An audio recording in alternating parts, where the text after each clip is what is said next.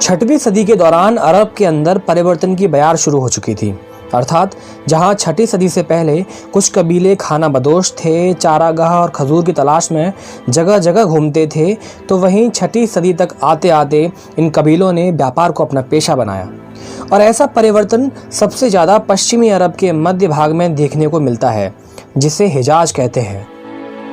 इस्लाम के उद्भव स्थल मक्का और मदीना इसी क्षेत्र में आते हैं।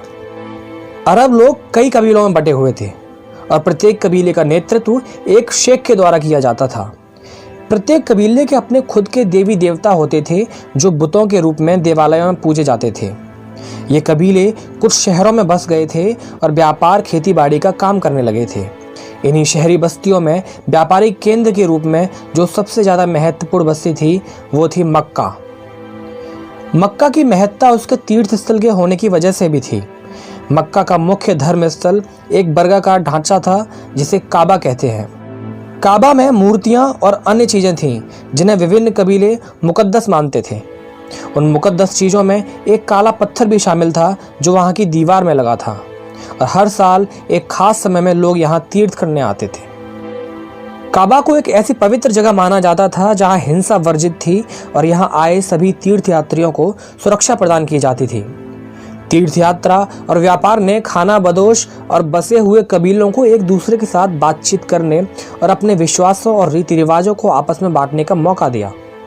5वीं सदी के अंतिम समय में मक्का पर कुरैश कबीले का शासन हुआ और इस कबीले में अनेक कुल थे जो व्यापार में लगे हुए थे। बाद में इस कबीले में गुट विभाजन दिखना शुरू हुआ और ये गुट कुलों के आधार पर विभाजित हो गए। इनका टकराव का मुख्य कारण एक हद तक मक्का के व्यापार में बड़ा हिस्सा प्राप्त करना था। इसी ऐतिहासिक पृष्ठभूमि में इसी कबीले में 570 ईस्वी में मोहम्मद पैगंबर साहब का जन्म होता है, जो 7वीं सदी की शुरुआत में अपना धार्मिक संदेश देना शुरू करते हैं। मोहम्मद साहब की शुरुआती ज़िंदगी के बारे में कम जानकारी मिलती है। उनके बारे में प्रथम विवरण उनकी मृत्यु के लगभग 100 से ज़्यादा अरसे बाद लिखे गए। मोहम्मद साहब के पिता अब्दुल्ला एक सीमित संसाधनों वाले व्यक्ति थे। जब मोहम्मद साहब छोटे थे तभी उनके माता और पिता दोनों का इंतकाल हो गया था। उनकी शुरुआती परवरिश चाचा अबू तालिब ने की थी। जब मोहम्मद बड़े हुए तो उन्होंने खदीजा नामक धनी विधवा के यहाँ नौकरी कर ली और आगे चलकर मोहतरमा खदीजा से ही मोहम्मद साहब की शादी हुई। शादी के वक्त मोहम्मद साहब की उम्र करीब 25 साल थी, जबकि खदीजा उनसे उम्र में काफ़ी बड़ी थी। करीब 610 और 612 ईस्वी के आसपास लगभग 40 वर्ष की उम्र में हीरा पर्वत पर मोहम्मद साहब को तीव्र आध्यात्मिक अनुभव होता है और वे अपने आप को खुदा का रसूल घोषित कर देते हैं।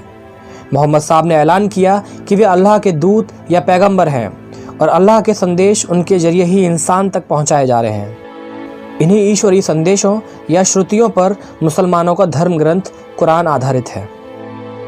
खदीजा उन लोगों में शामिल थीं जिन्होंने मोहम्मद की पैगंबरी पर सबसे पहले यकीन किया और ईमान लाया, और कुछ ही सालों में मोहम्मद साहब के पास मक्की अनुयायियों का एक छोटा समूह हो गया जिसने उनके धार्मिक विचार स्वीकार कर लिए थे, और ये लोग मुस्लिम अर्थात अल्लाह की अधीनता स्वीकार करने वालों के नाम से जाने गए, और धर्म खुद इस्लाम के नाम से जाना गया जिसका मतलब था समर्पण या अधीनता।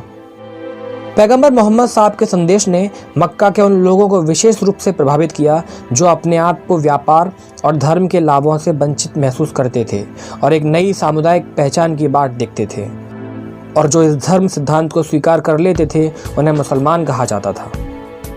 अगर आपको ये दिलचस्प जानकारी पसंद आई हो तो हमारी वीडियो को लाइक कीजिए, चैनल को सब्सक्राइब कीजिए, और अगर आपने नोटिफिकेशन ऑन नहीं किया है तो सबसे पहले जाकर आप नोटिफिकेशन ऑन ज़रूर कीजिए। ऐसी ही दिलचस्प जानकारी अगर आपके पास भी हो तो प्लीज़ हमें कमेंट बॉक्स में ज़रूर बताइएगा। धन्यवाद।